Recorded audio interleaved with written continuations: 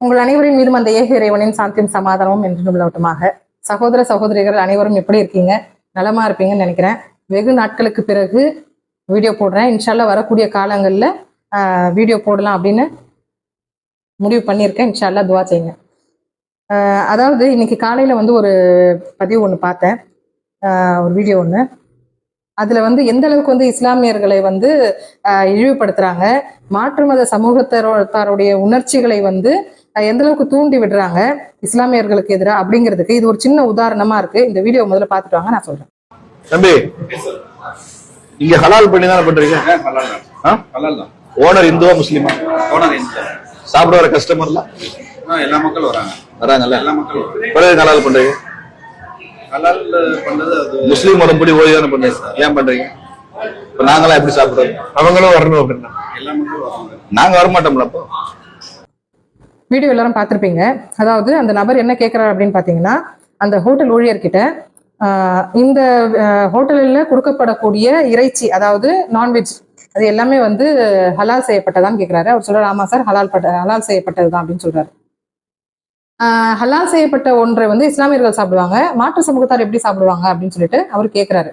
அதுக்கு அவர் வந்து அந்த ஊழியர் வந்து பதில் சொல்ல முடியாம திகைச்சு போய் நிற்கிறாரு. இதுக்குண்டான பதிலையும் இதுக்குண்டான தெளிவையும் நான் இப்போ இந்த பதிவில் நான் போடுறேன்.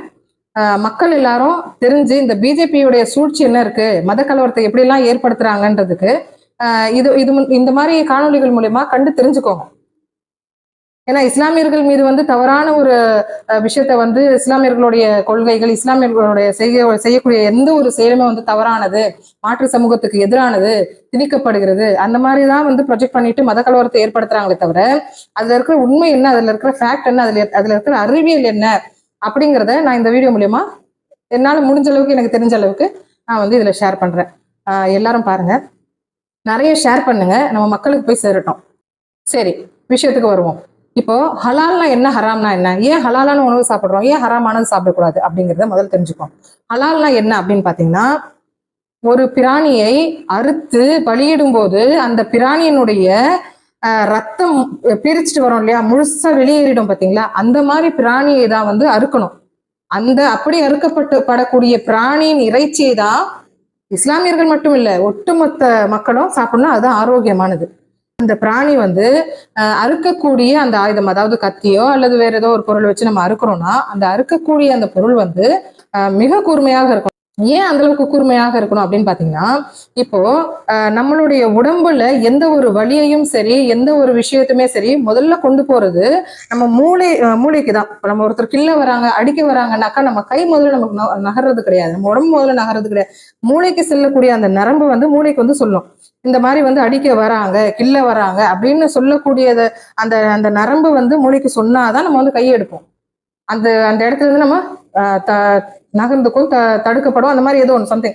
மூளைக்கு வலி, அதை சொல்லக்கூடிய அந்த நரம்பு வந்து முதல்ல வெட்டிடும். அப்போ இதனுடைய பாதிப்பு அந்த ஆட்டுக்கு பார்த்தீங்கன்னா 2 to 3 நொடி அதிகபட்சமாக, இவ்வளவுதான். இதுக்காக தான் கூர்மையான ஒரு பொருளை நம்ம வந்து உபயோகப்படுத்துறோம். மூன்றாவது வந்து பாத்தீங்கன்னா, அந்த ஆட்டுக்கு வந்து நம்ம சடங்கு சம்பிரதாயம், அப்புறம் மந்திரம், அது இதுன்னு சொல்லி அறுக்கப்படுறது கிடையாது. அது வந்து நம்ம வந்து என்ன சொல்றோம்னாக்கா, அல்லாஹ் அக்பர் அப்படின்னு சொல்லி தான் நம்ம அறுக்கப்படுறோம். இதனுடைய விளக்கத்துல நான் உங்களுக்கு எல்லாமே உங்களுக்கு பின்னாடி தரேன். அல்லாஹ் அக்பர் அப்படின்னு சொல்லி தான் நம்ம வந்து அறுக்கிறோம். சரி, இது இந்த 3 விஷயங்கள் தான். இறந்த பிராணிகளை வந்து நம்ம உண்ணக்கூடாது. இது எல்லாமே நான் உங்களுக்கு வந்து பின்னாடி சொல்றேன். முதல் விஷயம் வந்து ரத்தம் பிரிச்சுட்டு வர்றது, அந்த விஷயம் சொன்னேன் இல்லையா. இப்போ ரத்தம் முழுசா வெளியேறக்கூடிய ஒரு பிராணியை தான் நம்ம உண்ணணும். அப்போ அந்த ரத்தம் முழுசா எதுக்காக நம்ம வெளியேற்றணும், ஏன் அது ரத்தத்தை இருந்தா என்ன, அப்படியே கூட நம்ம சாப்பிடலாமே. ரத்தத்தையே வந்து பொரியலாக்கி சாப்பிடுற இடம் இது, அதுல வந்து நீங்க ரத்தத்தை வந்து பிரிச்சு போற வந்து பிராணியை தான் நீங்க சாப்பிடணும் அப்படின்னு சொல்றீங்களே அப்படின்னு கேட்டீங்கன்னா, இப்போ உங்களுக்கு உடம்பு நல்லா சரியில்லை, சரியில்லைன்னு நீங்க டாக்டர் கிட்ட போறீங்க. போகுனாக்கா நீங்க வந்து ஏதோ நீங்க சொல்ற ஒரு சிம்டம்ஸை வச்சு டாக்டர் ஒரு மருந்து கொடுக்குறாரு, அது 3 நாளைக்கு தான் உங்களுக்கு வந்து சரியாகும். சரி, 3 நாளைக்கு மேல சரியாகலை, இது என்னதான் இருக்கு உடம்புல அப்படின்னு தெரிஞ்சுக்கணும். டாக்டர் என்ன பண்ணுவாரு, யூரின் டெஸ்ட் எடுப்பாரு. அதுலயும் வந்து சரியாகலை, சரி வேற ஏதோ கண்ணுக்கு தெரியாத ஒரு இது இருக்கு, மோஷன் டெஸ்ட் எடுப்பாங்க, அதுலயுமே சரியாகலை. என்னடா இது, யூரின் டெஸ்ட் எடுத்தாச்சு, மோஷன் டெஸ்ட் எடுத்தாச்சு, தெரியல அப்படின்னும் போது கடைசி கட்டமா டாக்டர் என்ன பண்ணுவாருன்னு பாத்தீங்கன்னா, பிளட் டெஸ்ட் தான் எடுக்க சொல்லுவாரு. ஏன்னா பிளட் டெஸ்ட்ல எப்படியாப்பட்ட நோயா இருந்தாலுமே கண்டுபிடிச்சிடலாம். இப்போ நீங்க சாதாரணமா ஒரு ஜுரம்னு போனீங்கனாலே முதல்ல வந்து யூரின் டெஸ்ட், அது இப்பெல்லாம் ஒண்ணுமே கிடையாது, டைரக்டா வந்து பிளட் டெஸ்ட் தான் எடுக்க சொல்றாங்க. அப்போ அதிகமான கிருமிகள், என்ன நோய் இருக்குதுன்னு கண்டறியக்கூடிய கிருமிகள் எல்லாமே வந்து நம்ம ரத்தத்துலதான் இருக்கு. அப்போ ரத்தத்தை டெஸ்ட் பண்ணி அதுல இருக்கக்கூடிய கிருமிகளை கண்டுபிடிச்சுதான் அந்த நோய்க்கு மருந்தே கொடுக்குறாங்க. இந்த ரத்தத்துல வந்து எந்த அளவுக்கு ஒரு கிருமிகள் இருக்கு, யூரின்ல எப்படி இருக்கோ, மோஷன்ல எப்படி இருக்கோ, அதே மாதிரிதான் ரத்தத்திலையும் இருக்கு. ஆகையினாலதான் இந்த ரத்தம் முழுசா வெளியேறக்கூடிய பிராணியை வந்து நம்ம சாப்பிடணும், அந்த இறைச்சியை சாப்பிடணும் அப்படிங்கறத நம்ம சொல்றோம், நம்ம மார்க்கம் சொல்லுது. இது வந்து அறிவியல் பூர்வமா வந்து சரியானது அப்படின்னு பார்த்தோம்னா, நிறைய ஆராய்ச்சியாளர்கள் என்ன பண்ணியிருக்காங்கன்னா, மாற்று சமூகத்தினர் அறுக்கக்கூடிய வந்து அந்த பிராணியையும் இஸ்லாமியர்கள் அறுக்கக்கூடிய பிராணிகளையும் அவங்க ஒவ்வொன்றா செஞ்சு அந்த இசிஜி அந்த இது எல்லாமே பொருத்தி அந்த விலங்குகளுக்கு அந்த பிராணிகளுக்கு பார்க்குறாங்க. பார்க்கும்போது அதிகமான வலி அந்த ஏற்படுறதுனால அந்த பிராணி என்ன ஆகுதுனாக்கா, அதனுடைய ரத்தத்தில் இருக்கக்கூடிய செல்கள் எல்லாம், அந்த கிருமிகள் எல்லாமே என்ன ஆகுதுனாக்கா அந்த இறைச்சியில போய் சேர்ந்துருது. காரணத்தினால அது வந்து இறைச்சியுமே வந்து கெடுதல் ஆயிடுது நம்மளுக்கு உடம்புக்கு. அதனாலதான் இஸ்லாமியர்கள் அறுக்கப்படக்கூடிய இந்த இந்த வந்து இந்த மாதிரி அறுக்கிறது வந்து சரியானது அப்படின்னு சொல்லிட்டு பல ஆராய்ச்சியாளர்களே சொல்லியிருக்கிறாங்க. அது வந்து நீங்க நிறைய யூடியூப்ல போட்டு பாத்தீங்கன்னாலே தெரியும். மூன்றாவது அல்லாஹ் அக்பர்னு சொல்லிட்டு வெட்டுறீங்களே, அது எப்படி நாங்க சாப்பிடுறது? இதே நாங்க வந்து படைச்சதை நாங்க உங்களுக்கு கொடுத்தா நீங்க சாப்பிடுவீங்களா அப்படின்னு நீங்க கேட்கலாம். அல்லாஹ் அக்பர் அப்படின்னு சொன்னா, நாங்க வந்து அந்த ஆட்டுக்கு மஞ்சள் தடவி நலங்கு செஞ்சு சடங்கு செஞ்சு மந்திரங்களை ஓதி அப்படியெல்லாம் செய்யக்கூடிய ஒரு விஷயம் கிடையாது.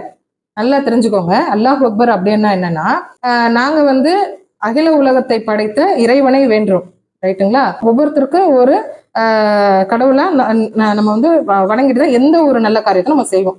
சரி, நீங்க வந்து ஒரு என்ன சொல்றது, ஒரு நல்ல விஷயம் செய்றீங்க, அப்ப என்ன செய்வீங்க?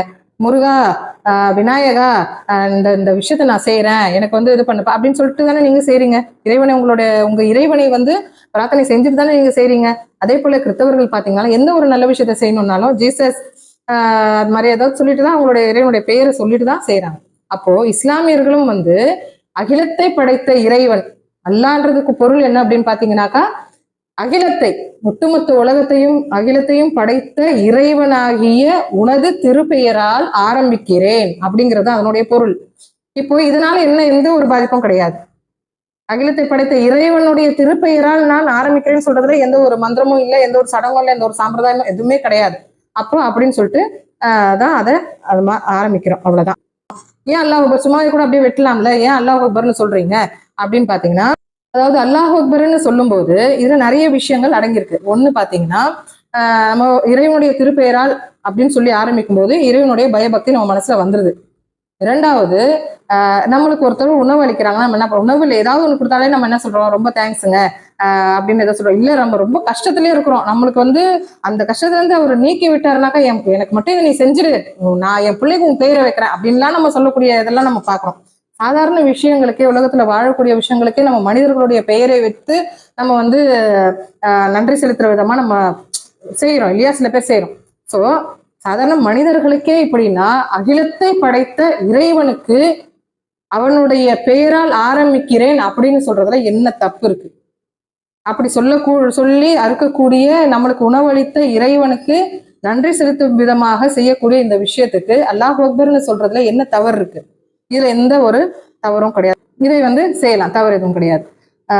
அடுத்தது பாத்தீங்கன்னா, இந்த இறந்தது, அதாவது ஒரு பிராணி வந்து இறந்துருதுன்னு வச்சுக்கோங்களேன். அந்த பிராணியை வந்து இறந்த பிராணியை நம்ம சாப்பிடக்கூடாது.